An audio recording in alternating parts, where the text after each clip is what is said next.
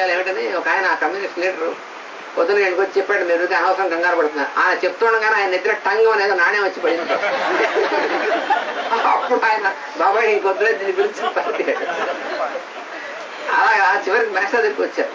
సరే ఏం చెప్పారు, నేను కాలేజీకి వెళ్లే ముందు మీ ఇంటికి వస్తాను అంటే, కాలేజీకి వెళ్లే ముందు వస్తానంటారు ఏంటినా, దానికి ఏదో హంగామా పూజ నాకంతా ధూపం గీపం అంతా ఉంది.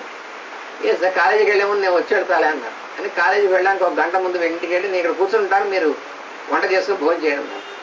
ఈయన ఏంటి మంత్రం చదవట్లేదు, ఏం పూజ చేయట్లేదు, ఏమీ లేదు, ఏంటి కూర్చుంటే అని వాళ్ళకి అర్థం కాదు. సరే చెప్పారు కదా అని చెప్పి వాళ్ళు ఆ రోజు వంట చేసుకున్నారు. వంట అయింది, భోజనం అయింది, ఏమి తెళ్ళు లేవు, లేదండి. ఇవాళ నుంచి మీకేం ఉండదని చెప్పారు. కాలేజీకి వెళ్ళిపోయారు. ఇంకంటే ఆ రోజుతో అవుట్. ఇంక అసలు ఆ తర్వాత క్షణం నుంచి ఏ డిస్టర్బెన్స్ లేదు. అంటే ఈయనేం మంత్రం గింత్రం ఏం కనపడలేదు అక్కడ. ఈయనేం హాం ఫట్ హింపట్లే అనలేదు. హాం హరిం ఫట్ అనేటువంటి ఏం లేదు. అలా ఉండేది. అంటే ఇలాంటి కొన్ని వందల కేసులు. ఓసారి మేము హనుమాన్ స్కూల్ వెనకాల మేము ఉన్న ఇంట్లో, అంటే ఇప్పుడు బాలకుటీర్ అని చెప్పి ఉంది, ఆ పక్కన ఇంట్లో ఉన్నాం. ఈ మధ్యన గుంటూరు వెళ్ళినప్పుడల్లా మా పునర్జాస్తి గారు నేను పునర్జాస్తి గారు చేస్తాను, మన వాళ్ళు ఎవరు వస్తే వాళ్ళనే ఆ ఇంటి దగ్గర ఎక్కడైతే మాస్టర్ గారు పూజ చేసిన తీర్థం ఇచ్చేవారో ఆ ఇంట్లో ఉన్నవాళ్ళు బాగా పరిచయం అయ్యారు. ఆ ఇంటికి తీసుకెళ్లి కాసేపటి కూర్చొని ధ్యానం చేసి రావడం చేయిస్తున్నాడు అనమాట ఆయన పునర్జాస్తి గారు. మన వాళ్ళు ఎవరు వెళ్ళినా కూడా ఈ మధ్య నేను వెళ్ళి అక్కడికి ఆ ఇంట్లో వాళ్ళు ఏం విసుకోకుండా తప్పకుండా వచ్చి ధ్యానం చేసుకోండి ఆయన అని వాళ్ళు అంటున్నారు. ఎక్కడైతే మాస్టర్ గారు పూజ చేశారో అక్కడ అనమాట.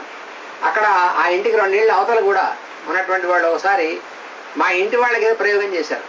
మా ఇంటి వాళ్ళు మేడమే ఉండేవాడు, సుబ్బారావు గారిని, ఆయన సీతమ్మ గారిని బాగా వాళ్ళే ఏదో ప్రయోగం చేశారు. ఒకసారి చేస్తే పాపం వీళ్ళు మొత్తం లేవలేకుండా జ్వరం వచ్చి పడిపోయారు. ఆ తర్వాత వాళ్ళు ఏం చేశారంటే వాళ్ళ ఇంట్లో వీళ్ళతో పాటు స్నేహంగా ఉంటారని కింద ఉన్న వాళ్ళకు కూడా, అద్దెకున్న వాళ్ళకు కూడా, అంటే మేము అద్దెకున్న వాళ్ళం ఇక్కడ కూడా ప్రయోగం చేశారు. చేస్తే మాకు అమ్మగారికి అందరికీ జ్వరం వచ్చాయి. సరే ఓ రోజు పొద్దున నాన్నగారు చూసా అని ఆయన మామూలుగా పూజ చేశారు. వాళ్ళకి మాకంతా తీర్థం ఇచ్చారు. సాయంత్రం జ్వరం తగ్గిపోయింది. ఆ మర్నాడు ఎవరైతే ప్రయోగం చేశారో వాళ్ళు పరిగెత్తుకు వచ్చారు, బాబాయ్ రక్షించండి అని వచ్చారు. ఏమైంది నాయన అంటే, బాబాయ్ మీరు మమ్మల్ని రక్షించాలి. ఏమైందంటే మేమే ప్రయోగం చేసాము, పై వాళ్ళ మీద మీ మీదను, మళ్ళీ మాకు వచ్చేసాయి ఇవన్నీ అన్నారు. మేము మీకేం చేయలేదు నాయన, మామూలుగా మేము చేసే పూజలు చేసుకున్నామంటే, కాదండి మేము అపచారం చేసాము, అందుకని మళ్ళీ వచ్చింది, మీరే రక్షించండి. సరే ఏం పర్లేదు అని తీర్థం ఇచ్చారు, అయిపోయింది. ఇలా జరుగుతుండేవి, ఇలాంటి చాలా జరుగుతుండేవి. తర్వాత ఈ కొన్ని విషయాల్లో క్రమశిక్షణ అనేటువంటి విషయంలో చిన్నప్పుడు మాకు ఎలా చేశారు మాస్టర్ క్రమశిక్షణ అనేటువంటిది కొన్ని చాలా సూక్ష్మమైనటువంటి విషయాలు. ఓసారి చిన్నప్పుడు నాకు 10 ఏళ్ళు, మా బుజ్జి చిన్నపిల్లవాడు ఇలా 10-11 ఏళ్ళు. ఓసారి పొద్దున్న, ఎందుకంటే తాతగారి దగ్గర కానీ నాన్నగారి దగ్గర కానీ, తాతగారి దగ్గర ఉన్నప్పుడు అయితే 4 గంటల తర్వాత పడుకోవడం లేదు, తెల్లవారుతాం. రాత్రి 10:30 మ్యాక్సిమం 11 తర్వాత, ఎందుకంటే 4 గంటల తర్వాత పడుకోవడం లేదు తాతగారి దగ్గర. కంపల్సరీగా నిద్ర లేవాల్సిందే. 4 గంటకాలు లేవాలి.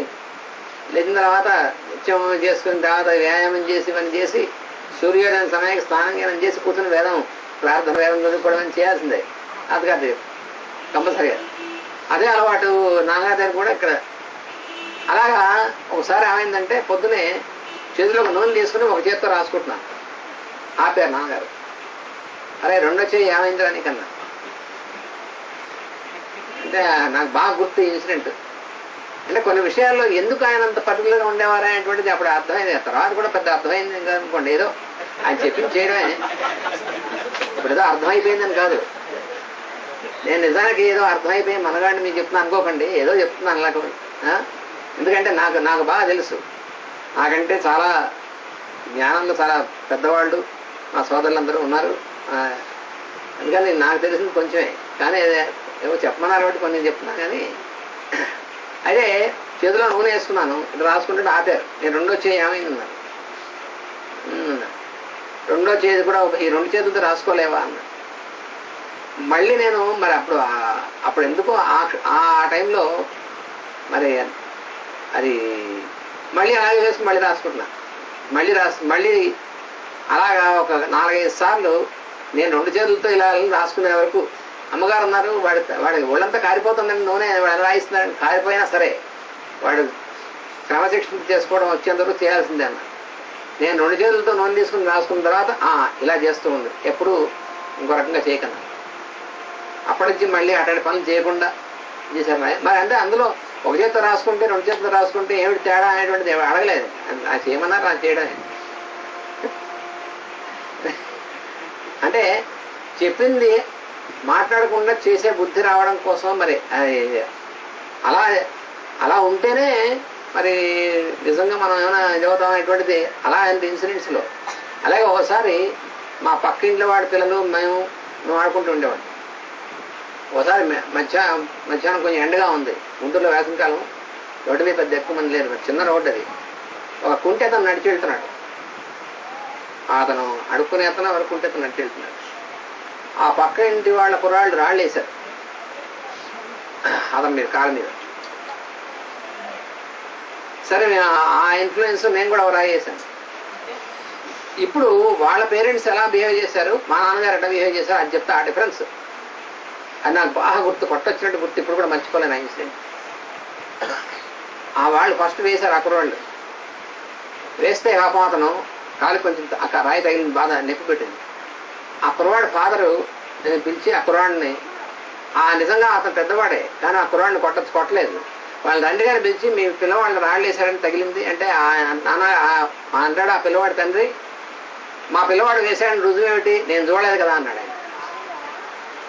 ఆ పిల్లవాడి తండ్రి, మా పిల్లవాడు నీ మీద రాయేశాడని రుజువేంటి, నేను చూడలేదు, నువ్వు చెప్పింది నిజమని నేను ఎందుకు నమ్ముతాను అని చెప్పి వాళ్ళ కురవాడిని డిపెండ్ చేశాడు ఆయన.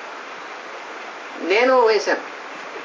ఆయన వచ్చి మా నాన్నగారు చెప్పారు, నాన్నగారు చెప్పారు నువ్వు చేసిన పని ఎటువంటిది తెలుసునా, అతను పాపం కుంటివాడు, ఒక కాలు నువ్వు వేస్తే దెబ్బతగింది, నువ్వు ఇప్పుడు చేసినటువంటి పని జీవితంలో మళ్ళీ చేసావా, నువ్వు 2 కాళ్ళు కుంటేటువంటి జన్మ వస్తుంది అని చెప్పారు.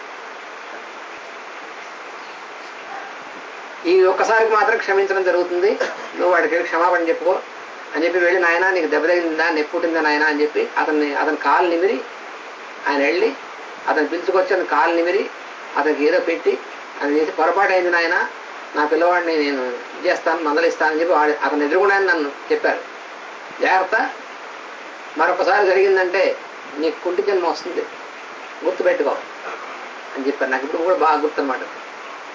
ఆ తండ్రి గారు ఆ పిల్లవాడి తండ్రి ఎలా ప్రవర్తించారో ఈయన ప్రవర్తించారో అంత డిఫరెన్స్ నాకు అనిపించింది. అంటే అక్కడ ఏమాత్రం అంటే అక్కడ మమకారంతో క్వశ్చన్ లేదు, ఏది ధర్మమో అంతే, తన కొడుకైనా సరే ఎవరైనా సరే అందులో ఏమి మాట్లేదు. అతను మళ్ళీ కొంతసేపు అయిన తర్వాత ఎలా ఉంది నాయన, నా నొప్పి తగ్గిపోయింది బాబు గారు అని చెప్పిన తర్వాత పంపించారు. ఆయన అతనికి మందు ఇవ్వలే, అప్పటికేం మందులు ఇవ్వట్లేదు, కానీ అతను చేత్తో నిమిదారు, నాయన నీకు నొప్పిగా ఉందా దెబ్బ తగిలిందా అని చేత్తో నిమిదారు, అతను మంచినీళ్ళు ఇచ్చారు, కొంతసేపు అయిన తర్వాత తగ్గిపోయింది బాబు గారు అని చెప్పి దాని ఆనందంతో వెళ్ళిపోయాడు అని చెప్పి అప్పుడు చెప్పారు. ఈసారి క్షమించడం జరిగింది, మరోసారి జరిగితే నీకు కుంటి జన్మ వస్తుంది, ఇంకా మళ్ళీ ఇప్పటికీ ఒళ్ళ దగ్గర పెట్టుకో జన్మలో. ఎప్పుడు నాకు 8 ఏళ్ళప్పుడు అప్పుడు జరిగినట్టు అలాగుండేది. అలాగే ఇంకో ఇంట్లో అరణ్యపేటలో ఇంకో ఇంట్లో ఉండేవాళ్ళం. అప్పటికి మా లక్ష్మి చాలా తండ్రి. అప్పుడు ఒక ఇన్సిడెంట్స్, అప్పుడు కొన్ని తమాషైన ఇన్సిడెంట్స్. మా పక్క పోర్షన్లో ఒక ఫ్యామిలీ ఉండేవారు, మేము ఉండేవాళ్ళం. వాళ్ళకు కూడా అప్పటికి 3 పిల్లలు. అప్పటికి ఇంకా ఈ బ్రాడీపేటకి రాకముందు ఆర్థికమైన పరిస్థితి మాత్రం ఎప్పుడు అంతే చాలా, కానీ జరుగుతూ ఉండేది. అక్కడ ఒక డిస్పారిటీ జరిగింది. ఎలాగంటే నాకు ఇప్పటికి కూడా అది కూడా బాగా గుర్తున్నది. ఆ ఇంట్లో ఆయన ఆ పిల్లల తండ్రి పొద్దున్న ఏం చేసేవాడంటే పెద్ద కురాన్ని పిలిచి, వాడు ఇంచుమించు నా వయస్సు వాడిని పిలిచి హోటల్కి వెళ్ళి 2 ఇడ్లీ పట్టరా అని తెప్పించేవాడు. ఆ పట్టుకొచ్చిన తర్వాత ఆ పిల్లలు భార్య ఎదురుగుండా కూర్చుని ఆయన ఆ ఇడ్లీ తనే తినేవాడు. ఈ పిల్లలు చెట్లు కట్టుకుని కూర్చునేవాడు. ఏమిటంటే నాన్నగారు మన కోసం చాలా కష్టపడి సంపాదిస్తున్నారు కాబట్టి వారు తినాలి అని చెప్పి. పక్క పోర్షన్లో మేము, ఇక్కడ పరిస్థితి ఏమిటంటే మాకు పెట్టి ఇంటికి వచ్చిన వాళ్ళకి పెట్టి, ఆ పిల్లలు కూడా పాపం ఆవరవారంటూ ఉండేవాడు మాతో ఆడుకోవడానికి, వాళ్ళని పిలిచి వాళ్ళకి పెట్టి ఉంటే తినేవారు అమ్మగారు నాన్నగారు, లేదా తినేవారు కాదు, మంచి దగ్గరుకున్నాడు. ఇక్కడ పరిస్థితి అది, అక్కడ పరిస్థితి. అంటే ఈ రెండింటికి ఎంత హెల్ ఆఫ్ డిఫరెన్స్. అంటే మనం ఎలా ఉండాలి అనేటువంటి ఆ తర్వాత హోమియోపతి క్లాసులు చెప్పేవాళ్ళు. మాస్టర్ క్లాసులు చెప్తున్నప్పుడు అప్పుడు ఒకనొక డ్రగ్ చెప్తూ ఆయన లక్షణాలు చెప్పినప్పుడు నాకు కరెక్ట్గా గుర్తొచ్చింది. అమ్మా ఇదే సంగతి. అంటే ఎందుకు అలా బిహేవ్ చేస్తున్నాడంటే అతను పేషెంట్ కాబట్టి అని చెప్పి నాకు అర్థమైంది. అదొక రకమైన వ్యాధి. అంటే అట్టర్ లాస్ ఆఫ్ కాన్షియన్స్ అనేటువంటి దానికి ఎగ్జాంపుల్ ఆయన చెప్తే, ఇలా భార్య పిల్లల్ని అక్కడ కూర్చోబెట్టి తనంతా తను మాత్రమే తినేది వస్తాడు అని చెప్పారు ఆయన ఎగ్జాంపుల్ క్లాసులో, హోమియో క్లాసులో. అప్పుడు నాకు ఆ పిక్చర్ గుర్తొచ్చింది. అయితే ఆయన పేషెంట్ అనమాట. అంటే అలా ఉన్నటువంటి వాడికి తర్వాత 8 సంవత్సరాల తర్వాత ఏ వ్యాధి వస్తుందో చెప్పారు. కరెక్ట్గా ఆయన అలాంటి వ్యాధి వచ్చి తెచ్చిపోయాడు. ఎప్పుడు 25 ఏళ్ళ తర్వాత. అంటే ఆ లక్షణం కలిగినటువంటి వాళ్ళకి ఈ లక్షణం వ్యాధి లక్షణం అని తెలుసుకోకపోతే, నయం చేయకపోతే 25-30 సంవత్సరాల తర్వాత ఫలానా రకమైన వ్యాధి వస్తుంది అని చెప్పారు. ఆయన సరిగ్గా 25-30 సంవత్సరాల తర్వాత మళ్ళీ శ్రీశైలంలో మాస్టర్ క్లాసులు పెట్టినప్పుడు అక్కడ మేము ఆయనతో కూడా ఉన్నాం. క్లాసులు చెప్పినప్పుడు ఆ క్లాసులు నేను కూడా అటెండ్ అయ్యాను. అక్కడ ఆయన కూతురు అల్లుడు ఆ ఊళ్ళో ఉన్నారని అక్కడికి వచ్చాడు ఆయన. ఆ 25-30 సంవత్సరాల తర్వాత అప్పుడు చూసాం. అప్పుడు సరిగ్గా ఈయన ఏ వ్యాధి వస్తుందన్నారో ఆ వ్యాధితో బాధపడుతున్నాడు. ఎంత ఆశ్చర్యం వస్తుంది. అంటే చాలా ఎంత సూక్ష్మంగా ఉంటుంది, కనెక్షన్స్ ఎలా ఉంటాయి, ఎంత సూక్ష్మంగా ఉంటుంది అనేటువంటిది అది ప్రత్యక్షంగా చూపించారనమాట. అంటే మనం ఎట్లా ప్రవర్తించాలి, ఒళ్ళు దగ్గర పెట్టుకోవాలి. అంటే ఆయన యొక్క టీచింగ్ అనేటువంటిది, సబ్జెక్ట్ టీచింగ్ అంటే కేవలం అలా కూర్చోబెట్టి పాఠం చెప్పడమే కాదు, ఎక్కడి నుంచి ఎక్కడ కనెక్షన్ ఎలా ఉంటుంది అనేటువంటి చెప్పడం ఉందే, అలా ప్రాక్టికల్గా చూపించారనమాట. అంటే ఈ మాత్రం కాస్త ఒళ్ళు దగ్గర పెట్టుకుని ఎలా ఉండగలుగుతున్నాం అంటే అలాంటివి ఎన్నో చూపించారు కాబట్టి. లేకపోతే ఎలా ఉండేవాళ్ళో తెలియదు. మళ్ళీ మా రావు గారు కొంచెం గుర్తొస్తున్నారు. ఇదేం ఇంటరప్షన్ కాదు, ఎందుకంటే సహజ కాబట్టి ఎడిషన్స్ అంతే. శ్రీశైలం కాబట్టి ట్రైనింగ్ గురించి చెప్పాడు కాబట్టి ఒక కథ చెప్తా. అప్పుడు నా పెళ్ళి అయిపోయింది. మేడము నేను కలిసి శ్రీశైలం మాస్టర్ క్లాస్ చెప్తున్నప్పుడు వెళ్ళాను. వెళ్ళినప్పుడు వీడు మహాస్ట్రాలజీ ఇంట్రడ్యూస్ చేశాను. చాలా మాకు చిన్న గర్వం వచ్చింది, మనకి చాలా వచ్చుకోబోదని. తెలుగులో కానీ, ఇంగ్లీష్లో కానీ, సాంస్క్రిట్లో కానీ, హిందీలో కానీ అంతవరకు ప్రింట్ అయిన పుస్తకం ఏదైనా జ్యోతిష్యం మీద ముందల్లా చదివాను. అప్పటికే మాస్టర్ గారి దగ్గర స్వయంగా నేర్చుకున్నాను. మనకు కొంచెం వచ్చు అని అనిపించేది అన్నమాట. అంటే ఆ రోజుల్లో మాస్టర్ గారు ఉండేటప్పుడు అప్పుడు చేసేటువంటి సాధనలు బట్టి వాడు వస్తుండగా ఏం క్వశ్చన్ అడుగుతాడో చెప్పగలిగే స్థితిలో ఉండేవాడు. చాలామందికి తెలుసు, వాడు అడగగానే రాగానే వాడు క్వశ్చన్ ఏది ఆన్సర్ ఏది రెండు నేర్చి పంపించేవాడు. అక్కడ వీడికి అహంకారం వచ్చిందని టెస్ట్ పెట్టారనమాట. అంటే మాస్టర్ గారు ట్రైనింగ్ ఎలా వీడికి ఏదో బాగోలేదుట, కొంచెం కన్సల్టేషన్ చెప్పి చార్టెస్ అనమాట. ఆవిడ బ్యాగ్ నుంచి ఒక బాటిల్ తీసి పెట్టి ఏదో వాళ్ళ ఆయనతో ఏదో దెబ్బలాడుకుంది, తీసుకుని మా ఆయనతో పట్టడం లేదు అంటే ఏదో ఇప్పటి నుంచి బాగుంటుంది, మీ ఆయన బాగానే ఉంటాడు, ఇలాగే తిరుగుతాడు, ఏదో చెప్పాం. మామూలుగా బాటిల్ తీసి పెట్టింది. ఇది విషం, మీరు చెప్పింది కరెక్ట్ కాకపోతే ఇది తిని స్థాయి చచ్చిపోతాడు. ఉత్సాహపడిపోయింది. అయితే మీరు చెప్పిందంటే నేను నమ్మాలంటే మీరు అస్ట్రాలజీ అంతా తెలుసున్నారు కాబట్టి మీకు టెస్టర్లు. నాకు ఎంతమంది పిల్లలు వాళ్ళ పేర్లు ఏంటి మీరు చెప్పారంటే ఈ విషయం దాకుండా ఉంటాను. అంటే అప్పుడే గర్వం ఎక్కువ అవుతుంటే, అంటే ఇందాక ఫస్ట్ డే మనం చెప్పుకున్నాం చూసారా, గ్లామర్. శ్యామ్ గారికి గ్లామర్ ది వరల్డ్ ప్రాబ్లం అని. చేత చిన్న అహంకారం వచ్చిందన్నమాట మనకు, వచ్చి బాగా అని అన్నట్టు అంతే చెమట పడిసే. అది లైఫ్ అండ్ డెత్కి వచ్చినాడు. ఆవిడ మరీ స్ట్రాంగ్గా ఉంది. అప్పుడు మాస్టర్ గారు తప్పేమైనా మాస్టర్ నాకు ఏమిటి లాగా అంటేనే స్పేస్లో వాళ్ళ పిల్లలు కనిపించారు, పేర్లు కనిపించారు చెప్పాను. చెప్పిన తర్వాత ఆ బాటిల్ నాకు ఇచ్చేసింది. చాలా రోజుల వరకు ఆ బాటిల్ అది రుచుకున్నాను శాంపుల్ కింద. అంటే ఇంకా అహంకారం పడకూడదని ట్రైనింగ్ అలా ఉంటుంది. మాస్టర్ గారు ఒకసారి చాలా ఎరకబెట్టేసి గొడవ చేసేస్తారు. తప్పు చేసినప్పుడు క్షమించడం అనేటటువంటిది అది మాస్టర్ గారు దాంట్లో అసలు డిక్షనరీలో లేదు. పెద్ద విషయాలు ఈజీగా క్షమించేవారు. ఒకసారి ప్యాంప్లెట్లో బుక్ ఏదో తప్పు వేసాం, 4,000 లాస్ వచ్చింది, ఏమీ అనలేదు. చిన్న విషయాల్లో చిన్న తేడా వస్తే తిట్టేవారు. గంట సరిగ్గా గీసుకోబోయి కొంచెం ఇలా కానీ కనిపిస్తే 1 hour తిట్టేవారు. రేపు రాజు వస్తాడు వీడు చెప్తాడు. అంటే అశ్రద్ధ ఉండటం కానీ, అహంకారం కానీ, గ్లామర్ కానీ ఉన్న చోట ఇమ్మీడియట్గా కట్ చేసి పారేశారు.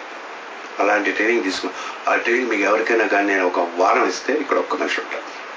అలాంటి ట్రైనింగ్ తీసుకునేవాడు నేను. మాస్టర్ గారు మాకు ఇచ్చినటువంటి ట్రైనింగ్ కానీ మీకు 1 వారం ఇస్తే ఇక్కడ ఎవరు ఉంటారు. ఆ సబ్జెక్ట్ ఏం, దానికి సబ్జెక్ట్ ఏం కాబట్టి మాస్టర్ గారు మాకు నిరంతరం కనిపిస్తూ ఉంటారు. అందుచేత క్షమించడం అనేటటువంటి దాంట్లో ఉండేది కాదు. ట్రైనింగ్ అంత సివియర్గా ఉండేది ఆయన ట్రైనింగ్. బోల్డ్ ఇన్సిడెంట్లు ఇలా ట్రైనింగ్ ఎన్ని తిట్టారో నేను ఒకరోజు చెప్తాను. నాకు ఎందుకు తిట్టారు, ఏ ఇన్సిడెంట్లో తిట్టారు, తిట్లే ఎలా తిట్టారు అన్నదే నేను ప్రత్యేకంగా చెప్తాను. ఏం చేస్తారంటే ఆయన దేహం వదిలే ముందు ఒక 2 months 3 months ముందు నువ్వు నేనేం తిట్టానో అవన్నీ కూడా ఎవరికైనా చెప్పాలి ఓపెన్గా పబ్లిక్లో అని చెప్పి చెప్పారు. ఏదో ఒకరోజు చెప్పి తీస్తాను. నా లెక్చర్స్లో ఎప్పుడూ 1-2 ఇన్స్టెంట్స్ చెప్తూనే ఉంటాను. ఈ సప్తాహంలో అలాగా కవర్ చేసుకుంటూ వస్తాం. రేపు ఇక్కడ వచ్చినప్పుడు తిట్లు ఏమి తిట్టారో అని తెలుస్తూ ఉంటుంది అన్నమాట. ఒకసారి తట్టుకోవడం చాలా భయంకరంగా ఉండేది. ఇంటికి వెళ్ళిపోయి సూసైడ్ చేసుకుందాం అనుకునేవాడిని. అలా తిట్టేవారు. ఏడ్చేసి తగడా తెలిసిపోయేది. దీని దగ్గర రాకూడదు అనుకునేవాడిని. పోయి నీలో చాలా కాంప్లెక్సెస్ ఉన్నాయవే, నువ్వు అంత కొంచెం కన్ఫ్యూజన్గా ఉంది, నేను సెట్ చేయాలన్నారు. సెషన్ మాస్టర్ అన్నారు. తిట్టకుండా 6 నెలలు తిడతాను, ఇప్పుడు సబ్జెక్ట్ అవుతా లేకపోతే 3 ఏళ్ళ తర్వాత రా అన్న. ఏం పర్లేదు మాస్టర్ తిట్టుకోండి అన్నారు. ఆ రోజు మొదలుపెట్టారు తిట్లు అన్నమాట. అక్కడ ముందు చూపించారు. ఏదో చిన్న తప్పు వచ్చి చూశారు. అక్కడ వాడు కూలివాడు ఎదురుగా ఇల్లు కట్టడానికి ఏమో ఇటుకలు ఎత్తుతున్నాడు. వాడి దగ్గర 6 months ట్రైన్ అయితే ఇలాంటి రథాలు నా దగ్గర పనికి వస్తారు. వీడు నా దగ్గరకు వచ్చి శిష్యుడిగా దత్తుగారు కుక్క ఉంది దాని దగ్గర 6 months ట్రైన్ అయితే ఎలా మాట్లాడడం వాడికి తెలుస్తుంది. దత్తుగారు కుక్క దగ్గర అందరూ ఇంతమంది ఉంటుండగా అలా తిట్టివారు అన్నమాట. రాత్రి ఏడిచి వాడిని మళ్ళీ ప్రామిస్ చేస్తాం పొద్దున్నే లేచి సచ్చినట్టు 6 గంటలకు ప్రేయర్కి వెళ్ళేవాడు. గొప్పగా తిట్లు ఉండేవే చెప్తాను. మా ఇద్దరి చేత ప్రెస్ పెట్టించారు. ఫస్ట్ మాడే ప్రింటర్స్ మా ఇద్దరి చేత పెట్టించారు. అప్పుడు మా ఉండేది మా ఇద్దరికి ట్రైనింగ్.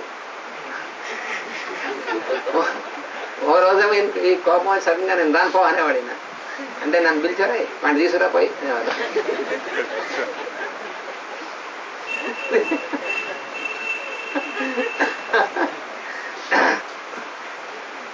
అంటే చాలా క్రమశిక్షణలో. తర్వాత మనకు ఒకసారి అనిపించారండి చిన్న విషయాలు ఎందుకైనా పట్టించుకుంటారు అని కొంత ఒకసారి నాకు అనిపిస్తుండేది. కానీ చిన్న విషయాల్లో అంత క్రమశిక్షణ ఇస్తేనే ఈనాడు మేము అంటే ఆయన ఏం చెప్పారంటే మనని మనం స్పేర్ చేసుకోకూడదు. స్పిరిచువలిజం కావాలంటే మనని మనం సెల్ఫ్ పిటీ ఉండకూడదు. మాస్టర్ ఎప్పుడు సెల్ఫ్ పిటీ కనబడదు ఆయనలో. సెల్ఫ్ పిటీ అనేటువంటిది మనకు ఆధ్యాత్మిక సాధనకి శత్రువు అనేవారు మాస్టర్. అందుకే తాతగారు కానీ మరి మన చూపించేటువంటి మార్గం చూపించింది వారు కదా. అనంతాచార్యుల వారు కానీ లేక మాస్టర్ గారు కానీ నాన్నగారు కానీ లేకపోతే అలాగే రామకోటయ్య గారు కానీ వీరెవరి దగ్గర ఒక్క ఇంత కూడా సెల్ఫ్ పిటీ అనేటువంటిది క్వశ్చన్ లేదు. నిజానికి ఫిజికల్గా వాళ్ళు పడిన టార్చరు, వాళ్ళు పడినటువంటి కష్టాలు, వాళ్ళు పడినటువంటిది వాటి ముందు 1,00,000 వంతు కూడా మనం ఊహించలేం. అంటే అసలు ఇంపాసిబుల్ అంత అట్లాంటిది. అంటే నాకు చాలా ఇన్సిడెంట్స్ ఎందుకంటే నాకు ఊహ చేసిన తర్వాత చూసినటువంటి ఉన్నాయి కదా. ఎందుకంటే వాళ్ళ ఇందాక మా సోదరుడు చెప్పినట్టుగా ఫిజికల్గా కూడా సన్నవడం వల్ల తర్వాత ఆయనకి మనవడవడం వల్ల ఈ కొన్నాళ్ళు ఆయన దగ్గర కొన్నాళ్ళు ఈయన దగ్గర ఉండడం వల్ల అంటే ఒకవేళ అందుకని అలా ఇచ్చారేమో అవకాశం. అంటే అలా చూసి ఒళ్ళ దగ్గర పెట్టుకో ఎలా ఉండాలని చూపించడం కోసం. అంటే it is not a privilege. నేను ఇప్పటికి కూడా ఆయన అనుగ్రహం వల్లే. అంటే ఈ మాత్రం వివేకం ఉందంటే ఆయన అనుగ్రహం వల్ల. ఎందుకంటే అటువంటి వారికి నేను కొడుకుని కాబట్టి ప్రివిలేజ్ అనేటువంటి ఇది రాకుండా ఒళ్ళు పొగరు రాకుండా రక్షిస్తున్నారని అనుకో. ఎందుకంటే లేకపోతే అది వస్తే ఇంక అసలు అవుట్ అని మరి అసలు ఆయన చెప్పారు. మీకు ఒకసారి ఇగో మేము ఈ ప్రెస్లో నేను చాలా డే అండ్ నైట్ సత్యాడు తండాలు పడింది. ఒకసారి ఒక ఆయన పంచాంగం రాసి తీసుకొచ్చాడు మా దుంప తెలుసు నాకు. మాస్టర్కి అక్కడ గుంటూరులో శిష్యుడు ఆయన రోసయ్య గారిని ఒక ఆయన ఉండేవాడు సిద్ధాంతి. ఆయన సాయన పంచాంగం రాశాడు. ఆయన గుంటూరులో ఆయన చేసేవారు మాస్టర్. ఇక్కడికి వచ్చిన తర్వాత ఆయన మాస్టర్ మీరు ప్రెస్ పెట్టారు కదా, మన వాళ్ళు ప్రెస్ పెట్టారు అని చెప్పేసి, అదే ఈ పంచాంగం మా తమర ప్రెస్లో ప్రింట్ చేస్తే బాగుంటుంది, మా గౌతమ్ ఎప్పుడు మాకు ఇచ్చాడు ఆయన సాగుబట్టి. మాస్టర్ చేసిన వారే మీరు ఈ పంచాంగం ప్రింట్ చేయాలి మాకు. అప్పుడే కొత్త ప్రెస్ ఫీల్డ్. ఆయన ఏమో ఇంజనీరింగ్ చదువుకుని వచ్చాడు, నేనేమో ఎంఏ సంస్కృతి చదువుకున్నాను. ప్రెస్ ఫీల్డ్ ప్రెస్ పెట్టించారు. మాకేమో ఒకసారి ఎలా ఉండేదంటే వాళ్ళు వర్కర్స్ సాయంత్రం అయిన తర్వాత వెళ్ళిపోయేవాళ్ళు. మర్నాటికి ఇవ్వాలంటే ఆయన కంపోజ్ చేసేవాడు, నేను మిషన్ కొట్టేవాడిని. రాత్రి కూర్చుని టైప్ కంపోజింగ్ ఆయన చేస్తే నేనేమో ట్రెడిల్ కొట్టేవాడిని. అలాంటి అలా చేసేవారు అనమాట. ఆ పంచాంగం వేసేవాడు మాత్రం నిజంగానే మాకు ఆయన ఒకసారి డిసప్పేర్ అయిపోయాడు. ఏం చేసేది నాకు కూడా ఏం చేయాలో తెలియదు, అసలు అర్థం కాదు. ఆయనేమో పంచాంగం అంటే ఎప్పుడు ఆ సంవత్సరం ఉగాది లోపల అయిపోవాలని ఇచ్చేయాలి కదా. ఆయనేమో నెల రోజులు కూడా లేదా ఎప్పుడు ఇచ్చాడు ఆయన ప్రింటింగ్కి. అది ఎలా ప్రింట్ చేయాలో తెలియదు. ఈయనేమో మీరు అరే మిమ్మల్ని నమ్మి ఈ పని మీకు ఇస్తే మీరు చేస్తారని అని చెప్పి ఇందాక చెప్పారు కదా, తిట్టేవారు అనమాట. ఒకసారి మమ్మల్ని పిలిచి అన్నారు, అరే మీరు వీటి చాలా కష్టపడుతున్నారు కానీ మిమ్మల్ని మల్టీమిలియన్స్ చేసేయమంటారా ఈ కష్టం లేకుండా అన్నారు. సీరియస్గానే అడిగారు ఆయన. ఊరికి సరదాగా సీరియస్గా అడిగారు, అదే మీరు కష్టపడలేరు, చాలా కష్టపడుతున్నారు, ఈ కష్టం అంతా అక్క లేకుండా మిమ్మల్ని మల్టీమిలియన్స్ చేసేయమంటే ఒక 6 రోజులు మార్చేయగలం మీ జీవితాన్ని, చేసేయమంటారా అన్నారు. ఒకసారి భయం వేసింది, బాబోయ్ అంటే మల్టీమిలియన్స్ అయిపోయిన తర్వాత ఇక ఆయన దగ్గర సాన్నిధ్యం ఉండదు అనుకోండి, ఇక మరి ఒక 100 జన్మలు వెయిట్ చేయాల్సి వస్తుంది. ఎందుకంటే మాకు తెలిసి చెప్పారు ఆయన, ఒకసారి ఇది చేస్తే నేను ఎక్కడికి పోరు కానీ మరి 10 జన్మల తర్వాత ఎప్పుడు వస్తారో నా దగ్గరికి అన్నారు. అబ్బా మట్టుకుని బాబు అది మాత్రం వద్దు, మమ్మల్ని మేము ఏం పడినా ఏం చేసినా మీ బాధల దగ్గర కానీ మాకు అవన్నీ ఎందుకు లేని పనుకోవాలా, మళ్ళీ 10 జన్మలు వెయిట్ చేయాలంటే ఎక్కడ వస్తాం ఇదంతా, అందుకని వద్దు బాబు మా ప్రభావం పెట్టాను. లేదా చెప్పారు మిమ్మల్ని ఒక 1 వారం రోజులు మిమ్మల్ని చేంజ్ చేసేసి మీకు లగ్జూరియస్ లైఫ్ ఇచ్చేస్తాను, వద్దు బాబు దండం పెట్టాను అంటే అట్లా ఉంటుంది. ఆయన కెపాసిటీ ఊహించలేము అసలు. అలాగే ఇందాక చెప్పారు ఇంకొక ఇన్సిడెంట్స్ అంటే చిన్నప్పుడు నేను ప్రత్యక్షంగా చూసినవి. వాళ్ళు చెప్పారు కదా ఆయన ఇన్కమ్ అసలు చాలా తక్కువ ఇన్కమ్, కానీ వాళ్ళు ఎవరో వచ్చారు, మాస్టర్ మా అబ్బాయికి ఫీజు కట్టాలి, ఎంత అప్పుడు 100 రూపాయలు కొరే అది ఆ పుస్తకం ఇలా బట్టరా అనేవాడు. ఆ పుస్తకం పట్టుకుని ఆ పుస్తకం తీసి 100 రూపాయలు తీసిచ్చాడు. ఇలాంటి కొన్ని చాలా సందర్భాలు చూశాను. పుస్తకాలు 100 రూపాయలు ఎక్కడి నుంచి వస్తాయి? 100 అంటే 100, 500 అంటే 500, వాడికి ఎంత కావాలో అంత. మళ్ళీ ఆ పుస్తకాలు చూస్తే ఏముండవు అక్కడ. అలా అంటే ఏంటంటే తన సొంతానికి మాత్రం అసలు క్వశ్చన్ లేదు. అంటే అలా ఉన్నప్పుడే పాసిబుల్ అవుతుంది అనేటువంటిది చెప్పకుండా చెప్పేవారు అనమాట. అంటే అవతల వాడికి కావాల్సినటువంటిది మాస్టర్ ఇస్తారు. ఆయన ఎప్పుడు ఏం చేసేవారంటే మాస్టర్ సియు గారిని చూపించేవారు, మాస్టర్ ఇస్తారు మనదే ఉందో అనేవారు. ఇప్పుడు మాస్టర్ ఇస్తారనేవారు అంతే తప్ప ఇంకసలు స్కోప్ ఇచ్చేవారు. అలాంటిది చాలాసార్లు ఆ గుంటూరులో మేము ఈ చిన్నప్పుడు ఉన్నటువంటి సందర్భంలో నాకు ఇప్పుడు కూడా బాగా గుర్తు, మా పొన్నయ్య గారి పుస్తకాలు రాశాడు ఆ ఇన్సిడెంట్. ఒక ఆయన పెద్ద ఆయనకు బాగానే బెటర్గా పొజిషన్లో ఉన్నాడు ఆయన ఫైనాన్షియల్. కానీ ఆయన ఒక రోజు వాళ్ళ అబ్బాయి వచ్చాడు. ఆయన ఒక కవి, ప్రసిద్ధులైన కవి, పేరు చెప్పారు, ప్రసిద్ధులైన కవి. వాళ్ళ అబ్బాయిని పంపించి రే కృష్ణమాచార్య గారి ఇంటికి వెళ్ళి ఈ మన ఎలక్ట్రిసిటీ బిల్లు కాస్త ఈ మంత్కి ఆయన కట్టిపెట్టమని పంపించాడు. ఆయన ఇంటి ఎలక్ట్రిసిటీ బిల్లు కృష్ణమాచార్య గారు కట్టిపెట్టాలంట. ఇది కట్టేశారు. ఆయన ఎలా పంపించాడు? ఎందుకంటే ఆయన కొడుకు కూడా పైకి వచ్చాడు అప్పటికి. ఆయన కొడుకు పెద్దవాడే, ఆయన మరి పెద్ద ఆయన. వాళ్ళకి మరి ఆయన ఎలక్ట్రిసిటీ బిల్లు కట్టవలసింది కృష్ణమాచార్య కట్టమని పంపించారు. ఈయన మాట్లాడకుండా కట్టేసారు. ఇలాంటివి ఎన్నుండేవో. ఓసారి ఎవరో అడిగారు, మాస్టరు మీకెంత ఫ్యామిలీ ఉంది, మీరు పోషించుకోవాలి, మీకేంత ఉంది, వాళ్ళందరూ బట్టలు మేమే వేస్తే మీరెందుకు ఇలా చేస్తున్నారు, మీరు కాదని లేకపోతే మొహమాట పడతారంటే, కాదోయ్ అందరికీ మేము ఇంత ముందు చెల్లించవలసిందని ఈ ఎంత క్లియర్ అయిపోతుంది, చెల్లించాల్సింది, దాన్ని బాధపడాల్సిందే ఉందన్న. అసలు ఊహించను ఇంకా అసలు. అంటే అసలు అది ఫిలాసఫీగా, అది యోగమా, దాన్ని ఏమనాలో మనకు తెలియదు. అందువల్లనే దీనికి అందరికి కూడా ఒకటే సమాధానం అని చెప్పారు. ఎందుకంటే గురువుని నమ్ముకుని ఉంటే మన చేయి పైన ఉంటుంది, ఎప్పుడు కూడా కింద పెట్టాల్సిన అవసరం లేదు. అదొక్కటే అంటే గురువు మీద మనకు ఉన్నటువంటి విశ్వాసమే. ఇది మాస్టర్ గారు కానీ అంటే నేను అంత బాగా ప్రామినెంట్గా మనం చూడగలిగినటువంటి నాకు తెలిసినటువంటిది. నాకు తెలిసిన చిన్న పరిధి, అందుకే మొట్టమొదటి చెప్పాను మీకు నాకు తెలిసిందంటే ఎక్కువ లేదని. అలాగే లక్ష్మీతుల వారిని చూశాను, నామకొండ దాత గారిని చూశాను. నేను చూసినటువంటి ఆ ముగ్గురు నలుగురు అటువంటి దీంట్లో ఉన్నటువంటి వారిని వారు ఎప్పుడు అసలు వారికి అసలు వారి చెయ్యి పైన కానీ కిందకి ఉండదు. ఎందుకంటే వారికి ఎప్పుడు నాకు ఇది కావాలని లేదు, ఎప్పుడు అటు నుంచి ఫ్లో అలా వీరి ద్వారా ఫ్లో అంతే. అది ఎదురుకుండా ఉన్నాడు అడిగితే అటు వచ్చేస్తుంది అంతే తప్ప ఇది ఎక్కడి నుంచి వచ్చింది ఏమిటి అసలు ఆ ప్రశ్నకి మనం ఏం చెప్పలేం. అయితే అలాగనుకుంటే ఎవరికైనా పాజిబుల్ ఉన్నారు ఆయన, అది చెప్పింది ఆయన. ఏంటంటే తమాషా ఏంటంటే అలా సబ్మిషన్ ఉన్నటువంటి ఎవరైనా మీలో ఎవరున్నా సరే మీ ద్వారా కూడా మీకు పాజిబుల్ అనలేదు, మీ ద్వారా పాజిబుల్ అన్నారు. అక్కడ చాలా సూక్ష్మంగా ఉంటుంది. మీకు కూడా పాజిబుల్ అనలే, మీ ద్వారా కూడా పాజిబుల్ అన్నారు. అంటే అది అర్థమవడానికి కొన్ని సంవత్సరాలు పడుతుంది అలాంటి వాడికి. ఇప్పుడు కొంచెం అర్థమయ్యి అవనట్టుగా ఉంటుంది. అప్పుడప్పుడు మనకు తెలియకుండా జరుగుతూ ఉంటుంది. అదే తెలుసుకుందాం ఏదో మనం అనుకుంటే ఆగిపోతుంది. అందుకని ఆ తెలుసుకునే ప్రయత్నం కూడా చేయం. అందుకని ఎందుకు లేనిపోతే ఏదో జరుగుతున్నాయని జరిపిస్తారు, మనం మధ్యలో తెలుసుకునే ప్రయత్నం చేసి మనం ఎందుకు అంతా పెట్టడం అని.